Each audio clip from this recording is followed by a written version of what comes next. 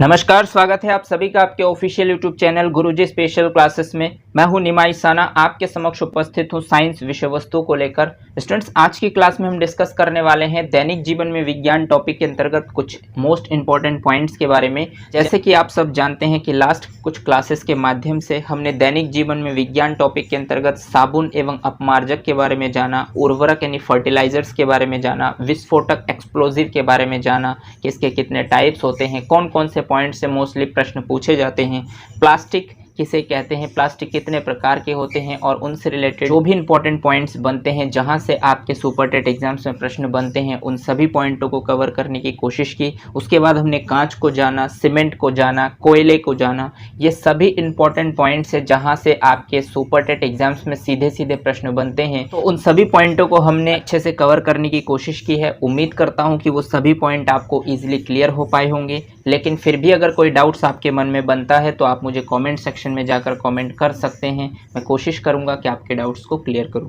आज की क्लास में हम दैनिक जीवन में विज्ञान टॉपिक के अंतर्गत कुछ और मोस्ट इंपॉर्टेंट पॉइंट्स पर डिस्कस करेंगे। जैसे कि आपके कल्चर से संबंधित आपके एग्जाम्स में सीधे सीधे प्रश्न पूछे जाते हैं, तो हम कुछ मोस्ट इंपॉर्टेंट कल्चरों को ही डिस्कस करेंगे जो ज़्यादातर मोस्टली एग्जाम्स में पूछे जाते हैं। और इसके बाद हम कुछ कृषि विज्ञान के क्षेत्र में महत्वपूर्ण क्रांतियों से संबंधित पॉइंटों पर डिस्कस करेंगे, जहाँ से मोस्टली एग्जाम्स में, वन डे कॉम्पिटिटिव एग्जाम्स में जहाँ से मोस्टली प्रश्न पूछे जाते हैं, उन सभी इंपॉर्टेंट पॉइंट्स को कवर करने की कोशिश करेंगे। क्योंकि स्टूडेंट्स, होता यह है कि जो आपके सुपर टेट एग्जाम्स में जो प्रश्न पूछे जाते हैं वो कहीं ना कहीं other one day competitive exams में आए हुए प्रश्नों को ही सीधे सीधे उठाए जाते हैं। किसी दूसरे एग्जाम्स में आए, जैसे पीसीएस में पूछा गया प्रश्न आपके सुपर टेट में उठाया जाता है। इसी तरीके से यूपी ट्रिपल एससी से रिलेटेड जो प्रश्न होते हैं वो सीधे सीधे आपके सुपर टेट में पूछे जाते हैं। यानी कि उत्तर प्रदेश में रिलेटेड जो भी मोस्टली एग्जाम्स होते हैं, वन डे कॉम्पिटिटिव एग्जाम्स, उनसे रिलेटेड जो भी महत्वपूर्ण क्रांतियाँ हैं, जो मोस्ट है, जिनको करना बहुत ही ज़्यादा ज़रूरी है, हम सिर्फ उन्हीं इंपॉर्टेंट क्रांतियों के बारे में और कुछ कल्चर्स के बारे में डिस्कस करेंगे जहां से सीधे सीधे एक या दो प्रश्न आपके एग्जाम्स में पूछे जाते हैं। तो चलिए शुरू करते हैं आज की क्लास और जानते हैं आज की क्लास का जो पहला टॉपिक है स्टूडेंट्स, वो है आपका उगाना या पालन करना, जिसे हम अंग्रेजी में कल्चर कहते हैं। यानी कुछ मोस्ट इंपॉर्टेंट कल्चर्स के बारे में डिस्कस करेंगे जो मोस्टली एग्जाम्स में पूछे जाते हैं और कहीं ना कहीं आपके सुपर टेट एग्जाम्स में भी पूछे जा सकते हैं। तो चलिए शुरू करते हैं कल्चर टॉपिक को। और इसके अंतर्गत जो पहला पॉइंट आपका बनता है स्टूडेंट्स, वो बनता है आपका सेरीकल्चर। यानी कि ज़्यादातर आपके एग्जाम्स में पूछे जाते हैं कि जो सेरीकल्चर है इसका संबंध किससे है, तो इसका संबंध होता है आपका रेशम कीटों का पालन होता है। यानी कि सेरीकल्चर के अंतर्गत हम रेशम के जो कीट होते हैं उसका पालन करते हैं। यानी कि जब आप रेशम कीट का पालन करते हैं तो उसको सेरीकल्चर कहा जाता है। यहाँ से स्टूडेंट्स दो तरीके से आपसे प्रश्न पूछे जा सकते हैं।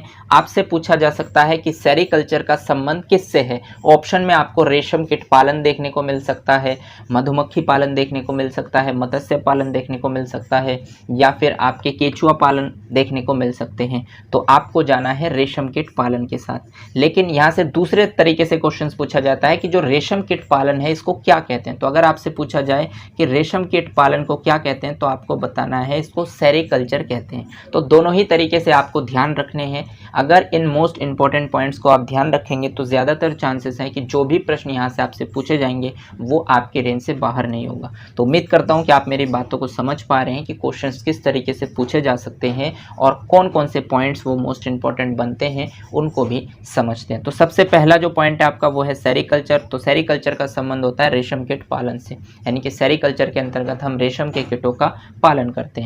इसके बाद नेक्स्ट पॉइंट आपका बनता है स्टूडेंट, जिसे हम कहते हैं एपीकल्चर। यानी एपीकल्चर, जिसको अंग्रेजी में एपीकल्चर कहा जाता है, हिंदी में भी आपको देवनागरी लिपि में हूबहू इसी तरीके से पूछा जाएगा कि एपीकल्चर का संबंध किससे है। तो आपको बताना है कि एपीकल्चर का जो संबंध है वो मधुमक्खियों के पालन से है। यानी कि मधुमक्खियों का जब आप पालन करते हैं तो उसको हम एपीकल्चर कहते हैं। चलिए आगे बढ़ते हैं और देखते हैं नेक्स्ट आपका कल्चर क्या कहता है। तो नेक्स्ट कल्चर है आपका स्टूडेंट्स पीसी कल्चर। इसको अंग्रेजी में पीसी कल्चर कहा जाता है और हिंदी में भी आपको इसे पिसिकल्चर कहा जाता है। तो पिसिकल्चर का संबंध किससे होता है, तो पिसिकल्चर का संबंध होता है आपके मत्स्य पालन से। यानी कि पिसिकल्चर के अंतर्गत हम मत्स्य पालन करते हैं, मछली का उत्पादन करते हैं। यानी कि मछलियों को जब आप पालते हैं तो उस प्रोसेस को हम कहते हैं पिसिकल्चर। तो ध्यान रखेंगे कि पिसिकल्चर का संबंध मत्स्य पालन से है, या मत्स्य पालन का संबंध यानी कि मत्स्य पालन को पिसीकल्चर कहते हैं। इसी तरीके से नेक्स्ट पॉइंट आपका बनता है स्टूडेंट्स हॉर्टिकल्चर, यानी हॉर्टिकल्चर किसे कहते हैं।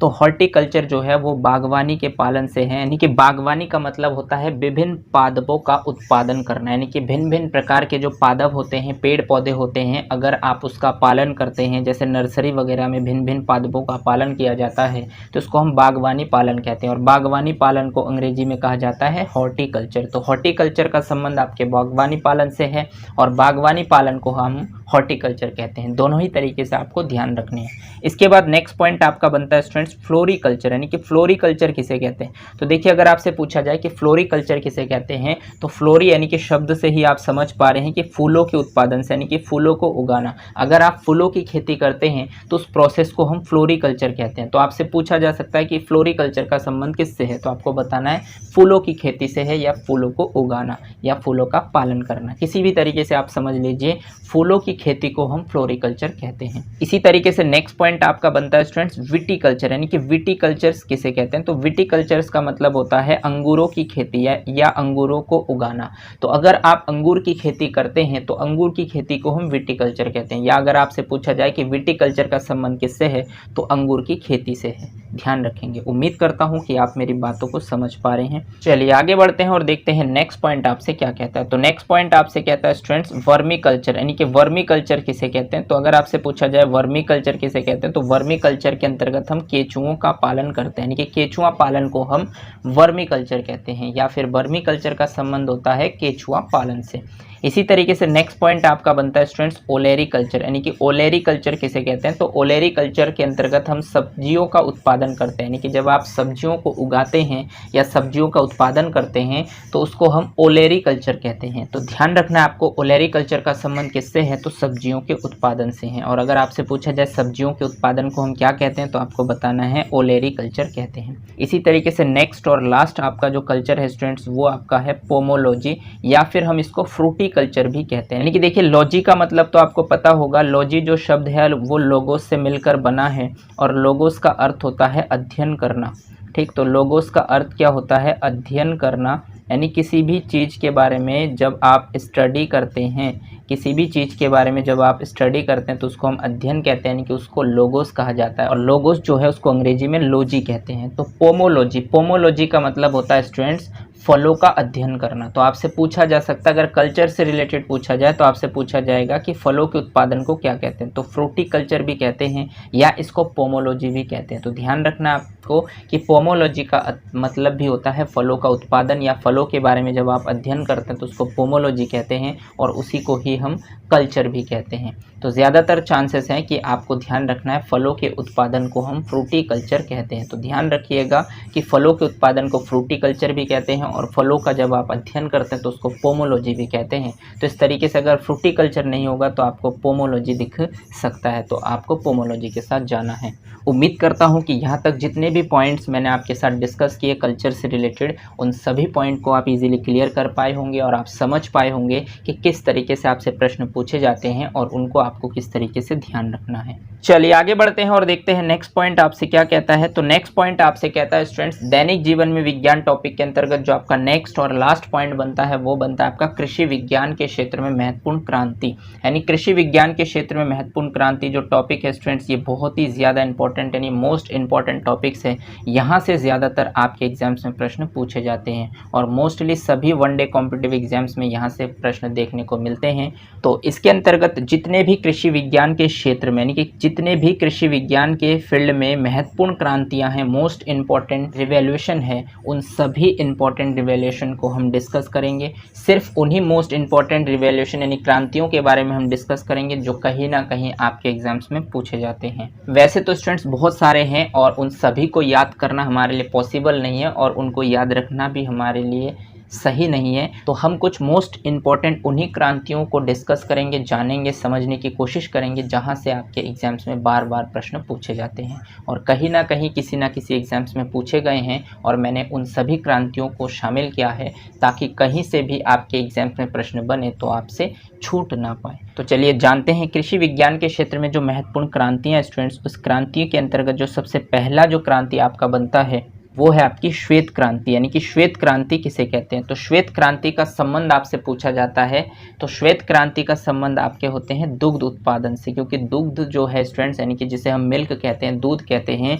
तो जो ये आपका दूध होता है ये आपका वाइट होता है, यानी सफ़ेद होता है, इसलिए इसको सफ़ेद क्रांति कहते हैं। यानी कि अगर आप दुग्ध के उत्पादन को बढ़ाते हैं तो इसका मतलब आप श्वेत क्रांति को बढ़ावा दे रहे हैं। तो सीधा सीधा आपके एग्जाम्स में प्रश्न पूछा जाएगा कि श्वेत क्रांति का संबंध किससे है। ऑप्शन में आपको दुग्ध देखने को मिल सकता है और जहां पर भी आपको दुग्ध दिखेगा उसके साथ जाना है, यदि श्वेत क्रांति पूछा जाए तब। और दूसरे तरीके से आपसे क्वेश्चंस पूछा जा सकता है कि दुग्ध उत्पादन को कौन सी क्रांति के नाम से जाना जाता है। तो अगर आपसे पूछा जाए दुग्ध उत्पादन को किस क्रांति के नाम से जाना जाता है, तो आपको बताना है कि इसे श्वेत क्रांति के नाम से जाना जाता है। यानी कि श्वेत क्रांति के अंतर्गत हम दुग्ध उत्पादन को बढ़ावा देते हैं। तो दोनों ही तरीके से आपसे प्रश्न पूछा जा सकता है। किसी भी तरीके से आपसे पूछा जाए, यदि आपने चीज़ों को पहले से पढ़ा है या फिर आप जानते हैं, तभी आप प्रश्नों के राइट उत्तर तक पहुंच पाएंगे। तो स्टूडेंट्स, श्वेत क्रांति यानी कि श्वेत का मतलब होता है आपका सफ़ेद यानी कि वाइट, और दूध भी आपके यानी जो मिल्क होते हैं आपके वो वाइट होते हैं। इसलिए यदि आप मिल्क के उत्पादन को बढ़ाते हैं तो कहीं ना कहीं आप श्वेत क्रांति को बढ़ावा दे रहे हैं। इस तरीके से आपको ध्यान रखना है। इसी तरीके से नेक्स्ट पॉइंट आपका बनता है स्टूडेंट्स नीली क्रांति। यानी कि नीली क्रांति किसे कहते हैं? तो स्टूडेंट, नीली क्रांति यानी कि जिसे हम ब्लू रिवॉल्यूशन कहते हैं, इसका संबंध होता है मत्स्य उत्पादन से। क्योंकि आपको पता है जो मत्स्य होता है यानी कि जो मछलियाँ होती है वो पानी में होती है, और जो मछलियाँ पानी में होती हैं तो पानी का जो कलर होता है वो लगभग आपको आसमान की वजह से नीला दिखाई देता है। तो इस वजह से मत्स्य उत्पादन को हम नीली क्रांति के नाम से जानते हैं। तो इसलिए आपको ये पॉइंट भी बहुत अच्छे से ध्यान रखना है, क्योंकि मैक्सिमम एग्जाम्स में ये प्रश्न पूछे जाते हैं। चलिए आगे बढ़ते हैं और देखते हैं नेक्स्ट जो तीसरी क्रांति है स्टूडेंट्स, वो है आपकी भूरी क्रांति। यानी भूरी क्रांति का संबंध किससे है? तो आपको बताना है कि भूरी क्रांति का संबंध आपके उर्वरक उत्पादन से, यानी कि उर्वरक जिसे हम फर्टिलाइज़र कहते हैं। अगर आप फर्टिलाइज़र के उत्पादन को बढ़ावा दे रहे हैं तो उसको हम भूरी क्रांति के नाम से जानते हैं। उम्मीद करता हूं कि जो भी पॉइंट्स मैं आपके साथ डिस्कस कर रहा हूं उन सभी पॉइंट को आप इजीली क्लियर कर पा रहे होंगे, वो सभी आपको इजीली समझ आ रहे होंगे। लेकिन फिर भी अगर किसी पॉइंट्स को लेकर आपके माइंड में कोई क्वेश्चंस बनता है, डाउट्स बनता है, तो आप मुझे कमेंट सेक्शन में जाकर कमेंट कर सकते हैं। मैं कोशिश करूंगा कि आपके डाउट्स को क्लियर करूं। चलिए आगे बढ़ते हैं और देखते हैं नेक्स्ट पॉइंट आपसे क्या कहता है। तो नेक्स्ट पॉइंट आपसे कहता है स्टूडेंट्स हरित क्रांति। यानी हरित क्रांति किसे कहते हैं? तो हरित क्रांति का जो संबंध होता है स्टूडेंट्स वो होता है आपके खाद्यान्न उत्पादन से। यानी कि थोड़ा सा यहाँ पर टाइपिंग एरर है स्टूडेंट्स, ध्यान रखेंगे। यह आपका है खाद्यान्न। तो खाद्यान्न उत्पादन से आपका हरित क्रांति संबंधित है। यानी कि हरित क्रांति के अंतर्गत हम खाद्यान्न यानी कि जो खाद्य अन्न होते हैं उसके उत्पादन को हम बढ़ावा देते हैं। ठीक, तो यहाँ से क्वेश्चन से एक और पूछा जाता है कि हरित क्रांति का जनक कौन है। तो अगर आपसे पूछा जाए कि हरित क्रांति का जनक कौन है, तो आपको बताना है कि हरित क्रांति का जो जनक है वो है आपका N.E.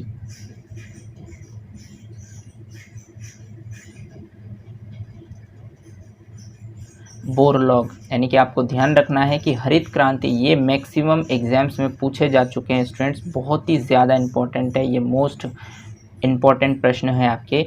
यहाँ से स्टूडेंट्स आपसे पूछा जाता है कि हरित क्रांति का संबंध किस उत्पादन से है? तो खाद्यान्न उत्पादन से। यह आपसे पूछा जाता है खाद्यान्न उत्पादन को किस क्रांति के नाम से जाना जाता है? तो आपको बताना है हरित क्रांति के नाम से जाना जाता है। और यहाँ से एक और प्रश्न जो आपके मोस्टली एग्जाम्स में पूछे जाते हैं कि हरित क्रांति के जनक कौन है? तो अगर आपसे पूछा जाए तो आपको बताना है N.E. बोरलॉग साहब। यानी N.E. बोरलॉग ने हरित क्रांति को सर्वप्रथम इन्होंने बढ़ावा दिया था, तो इसलिए हरित क्रांति के ये जनक कहलाते हैं। तो दोनों ही क्वेश्चन आपके कई बार एग्जाम्स में पूछे गए हैं, वनडे कॉम्पिटिटिव एग्जाम्स में। हो सकता है कि आपके सुपर टेट एग्जाम्स में भी प्रश्न बने। तो आपको ध्यान रखना है हरित क्रांति का संबंध आपके खाद्यान्न उत्पादन से है और इसके जनक आपके N.E. बोरलॉग साहब हैं। उम्मीद करता हूं कि आप मेरी बातों को समझ पा रहे हैं और इस पॉइंट को भी इजीली क्लियर कर पाए होंगे। चलिए आगे बढ़ते हैं और देखते हैं नेक्स्ट पॉइंट आपसे क्या कहता है। तो नेक्स्ट पॉइंट आपसे कहता है स्टूडेंट्स रजत क्रांति। यानी रजत क्रांति का संबंध किससे है? तो अगर आपसे पूछा जाए तो आपको बताना है कि रजत क्रांति का जो संबंध है वो आपके अंडा उत्पादन से, यानी कि अंडे उत्पादन को, अंडे के उत्पादन को जब आप बढ़ावा देते हैं तो उसको हम रजत क्रांति के नाम से जानते हैं। इसी तरीके से नेक्स्ट आपका बनता है स्टूडेंट सैफरॉन क्रांति, यानी सैफरॉन क्रांति किसे कहते हैं, तो सैफरॉन क्रांति का संबंध आपके केसर उत्पादन से है।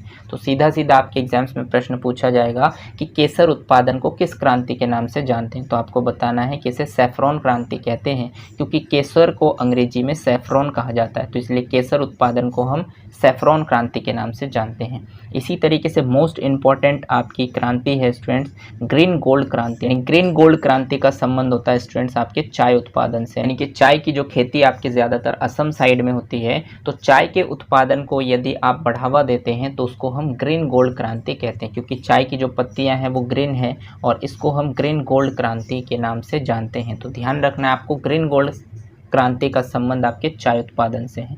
इसी तरीके से नेक्स्ट पॉइंट आपका बनता है स्टूडेंट्स व्हाइट गोल्ड क्रांति, यानी व्हाइट गोल्ड, पहले तो आपका था ग्रीन गोल्ड, अब की बार है आपका व्हाइट गोल्ड यानी सफ़ेद सोना क्रांति। तो इसका संबंध आपके होते हैं कपास उत्पादन से। तो ये पॉइंट भी आपके मोस्टली एग्जाम्स में पूछे जाते हैं, इसलिए ये भी काफ़ी ज़्यादा इंपॉर्टेंट है कि कपास उत्पादन को किस क्रांति के नाम से जानते हैं, तो इसको व्हाइट गोल्ड क्रांति के नाम से जाना जाता है। चलिए आगे बढ़ते हैं और देखते हैं नेक्स्ट। तो नेक्स्ट क्रांति जो है स्टूडेंट्स उसका नाम है आपका हरित सोना क्रांति, यानी हरित सोना क्रांति। जैसे अभी आपने पढ़ा ग्रीन गोल्ड क्रांति जिसे हम कहते हैं, जिसका संबंध चाय उत्पादन से होता है। अब की बार इसके नेम को थोड़ा हिंदी में चेंज किया गया, ग्रीन को मान लीजिए हरित हरा बोला जाता है और गोल्ड का मतलब होता है सोना, लेकिन यहाँ पर आपसे पूछा गया है हरित सोना क्रांति और ये बिल्कुल अलग है। इसका संबंध होता है आपके बांस उत्पादन से, यानी कि आपको ध्यान रखना है ग्रीन गोल्ड क्रांति का संबंध आपके चाय उत्पादन से है और हरित सोना क्रांति का संबंध आपके बांस उत्पादन से है। तो दोनों में बहुत ज़्यादा डिफरेंस है। अगर आप बारीकी से ध्यान से नहीं पढ़ते हैं तो आपके प्रश्न गलत हो सकते हैं और एग्जामिनर आपके ऑप्शन में बांस भी रखेगा और आपके ऑप्शन में चाय भी रखेगा। और अगर आपने ऊपर ऊपर से पढ़ा या एक बार दो बार आपने ध्यान से नहीं पढ़ा तो आपके मोस्टली चांसेस होंगे कि आप क्वेश्चंस को कन्फ्यूजन में गलत करेंगे। तो इसलिए ध्यान रखें, कभी भी आप चीज़ों को पढ़े तो थोड़ा सा रिलेट करके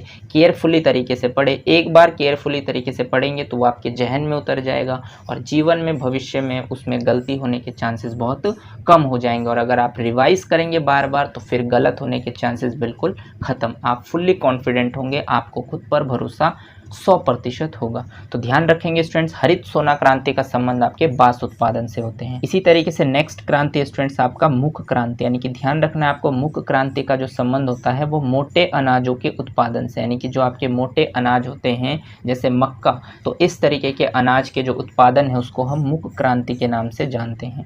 इसी तरीके से नेक्स्ट क्रांति आपका स्टूडेंट्स परामनी क्रांति, यानी परामनी क्रांति का संबंध होता है आपके भिंडी उत्पादन से, यानी ध्यान रखेंगे भिंडी उत्पादन को हम परामनी क्रांति के नाम से जानते हैं। इसी तरीके से मोस्ट इम्पॉर्टेंट क्रांति है स्टूडेंट्स आपका पीली क्रांति। मैक्सिमम एग्जाम्स में कई बार रिपीट होता है ये प्रश्न कि पीली क्रांति का संबंध किस उत्पादन से है।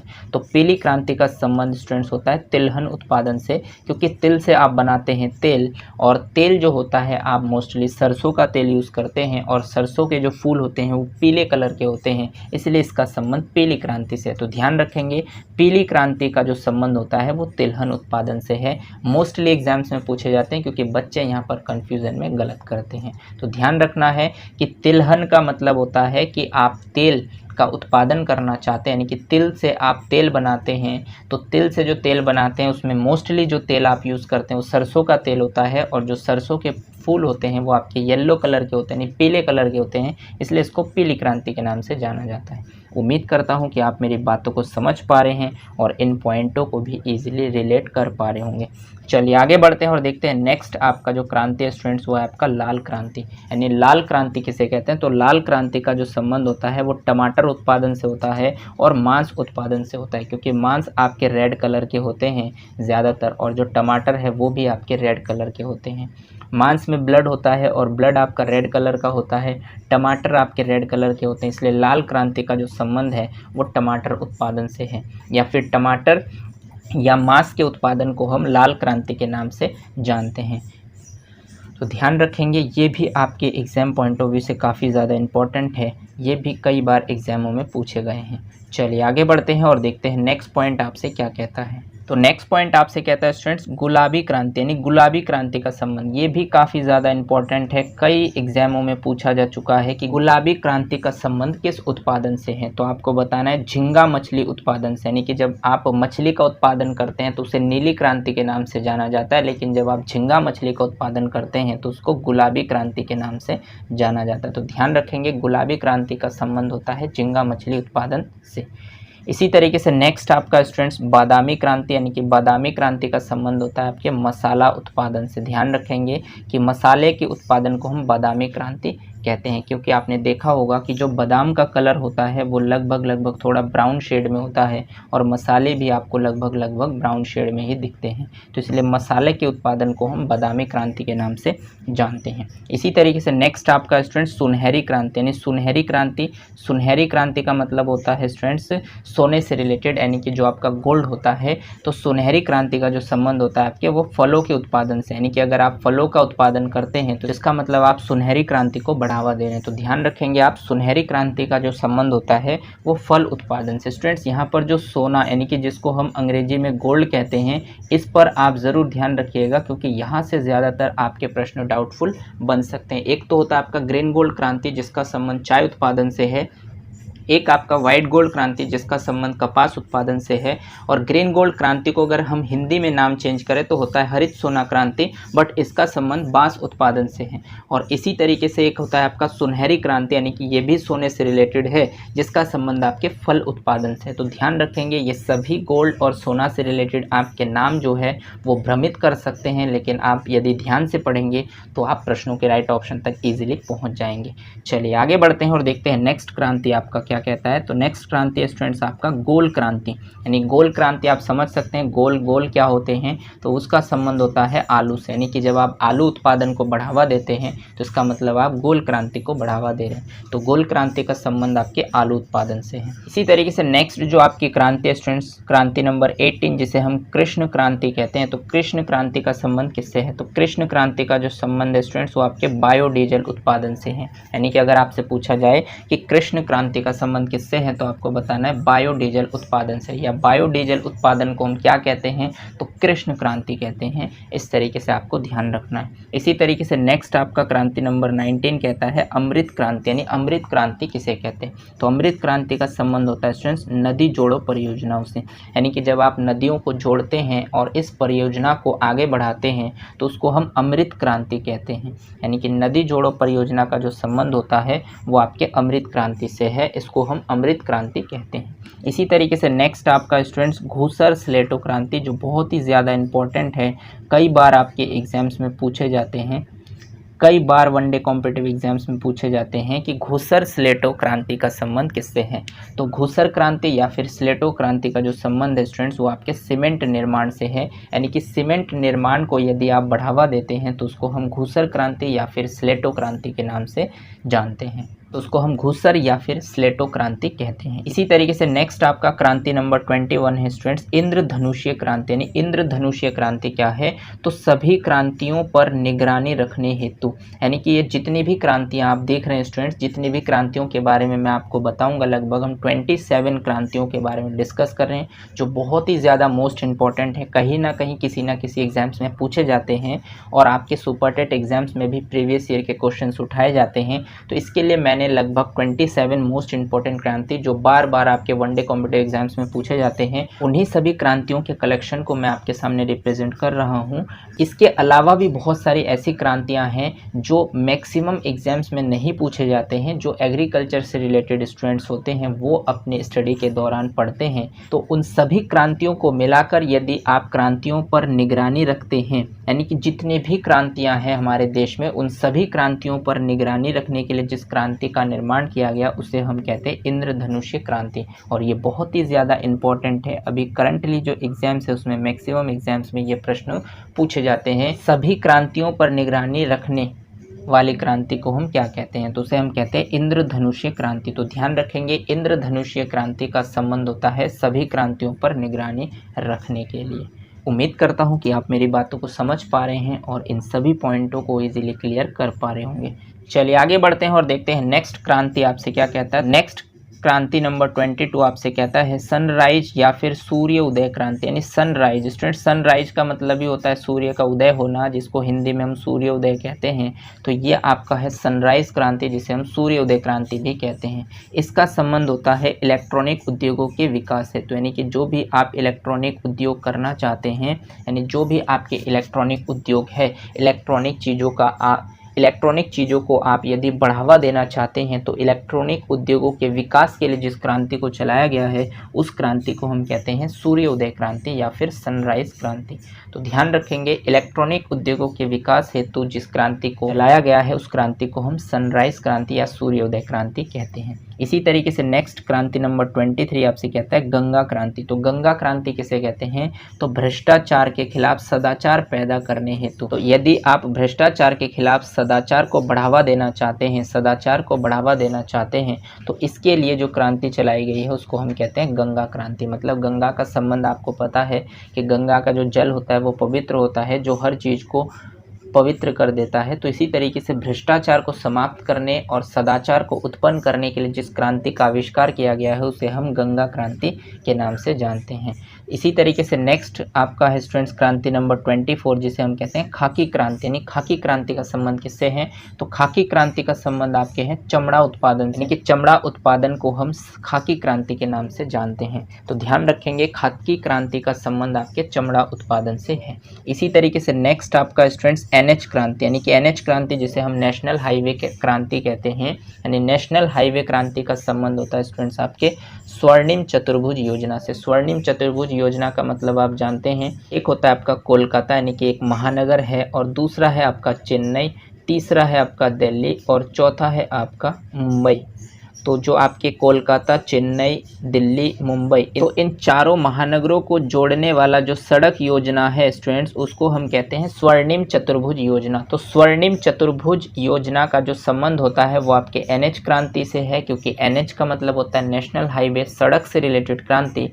तो जब आप कोलकाता, चेन्नई, दिल्ली और मुंबई, इन चारों महानगरों को जिस सड़क योजना के अंतर्गत जोड़ा गया है, उसको हम जानते हैं स्वर्णिम चतुर्भुज योजना से, और इस योजना को हम कहते हैं NH क्रांति। तो ध्यान रखेंगे, बहुत ही ज़्यादा इम्पोर्टेंट है, ये भी मोस्ट इम्पॉर्टेंट कह लीजिए कि NH क्रांति का संबंध किससे है? तो स्वर्णिम चतुर्भुज योजना से है। या फिर आपसे पूछा जा सकता है कि स्वर्णिम चतुर्भुज योजना को किस क्रांति के नाम से जानते हैं? तो हम जानते हैं उसे NH क्रांति के नाम से। उम्मीद करता हूँ कि आप मेरी बातों को समझ पा रहे हैं और इन सभी पॉइंटों को इजीली क्लियर कर पा रहे होंगे।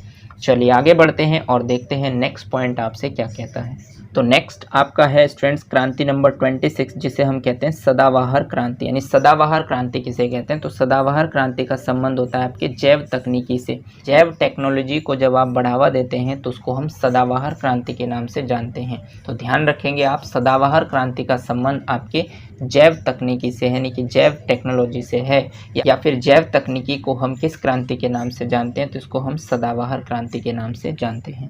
इसी तरीके से नेक्स्ट और आपके लास्ट जो इम्पोर्टेंट रिवैल्यूएशन है स्टूडेंट्स, रिवैल्यूएशन नंबर यानी क्रांति नंबर 27 आपका है खाद्य श्रृंखला क्रांति। यानी खाद्य, थोड़ा सा टाइपिंग एरर है स्टूडेंट, ध्यान रखेंगे, आपका ध्येय हो जाएगा। तो खाद्य श्रृंखला क्रांति, तो खाद्य श्रृंखला क्रांति किसे कहते हैं? तो भारतीय कृषकों की 2020 तक आमदनी को दोगुना करने से इसका संबंध है। यानी कि जो भारतीय कृषक है, जो हमारे इंडियन फार्मर है, इनकी आमदनी यानी कि इनकी इनकम को 2020 तक डबल करना। आपको पता है कि ये जो स्कीम है ये बहुत ज़्यादा चलाया गया है, हालांकि ज़मीनी स्तर पर उतना नहीं चला है, लेकिन ये गवर्नमेंट की मंशा रही है कि भारतीय कृषकों की 2020 तक आमदनी को दोगुना करना है, और इसके लिए जिस क्रांति को चलाया गया उसको हम जानते हैं खाद्य श्रृंखला क्रांति के नाम से। और ये latest students, mostly currently exams में ये प्रश्न पूछा जाता है कि भारतीय कृषकों की 2020 तक आमदनी को दोगुना करने से संबंधित किस क्रांति को चलाया गया है?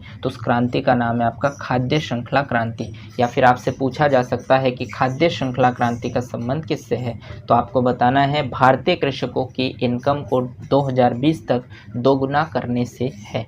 तो इस तरीके से स्टूडेंट्स कुछ most important revolution in agriculture के फील्ड में थे जो आपके एग्जाम पॉइंट ऑफ व्यू से काफ़ी ज़्यादा इंपॉर्टेंट है, और इसी तरीके से कुछ कल्चर थे जो बहुत ही ज़्यादा इंपॉर्टेंट थे। उन सभी मोस्ट इंपॉर्टेंट कल्चर और most important revolution in agriculture के क्षेत्र में जितनी भी क्रांतियां हैं, उन सभी क्रांतियों को मैंने आपको डिटेल में समझाने की कोशिश की है। उम्मीद करता हूं कि दैनिक जीवन में विज्ञान टॉपिक के अंतर्गत जो भी पॉइंट्स आपके super TET exam point of view से मोस्ट इंपॉर्टेंट बन सकते हैं, उन सभी पॉइंटों को मैंने कवर करने की कोशिश की है। उम्मीद करता हूं कि जितने भी पॉइंट्स मैं आपके साथ दैनिक जीवन में विज्ञान टॉपिक के अंतर्गत डिस्कस कर चुका हूं, उन सभी पॉइंट को आप इजीली क्लियर कर पाए होंगे। लेकिन फिर भी अगर कोई डाउट्स आपके मन में बनता है तो आप मुझे कॉमेंट सेक्शन में जाकर कॉमेंट कर सकते हैं। मैं कोशिश करूँगा कि आपके डाउट्स को क्लियर करूँ। आज के लिए बस इतना ही। मिलते हैं नेक्स्ट क्लास में दैनिक जीवन में विज्ञान टॉपिक पर बेस्ड प्रैक्टिस सेट के साथ, कुछ मोस्ट इंपॉर्टेंट प्रश्नों के साथ। अगर आपको ये क्लास अच्छी लगी हो तो इसे लाइक कीजिए, अपने दोस्तों के साथ शेयर कीजिए, और अगर आपने चैनल को सब्सक्राइब नहीं किया है तो चैनल को सब्सक्राइब कर लीजिए, बेल आइकन को भी प्रेस कर दीजिए ताकि इसी तरीके के बेनिफिशियल वीडियो जब भी मैं आपके लिए बनाऊं तो आपको टाइम टू टाइम नोटिफिकेशन मिलते रहें। धन्यवाद। जय हिंद।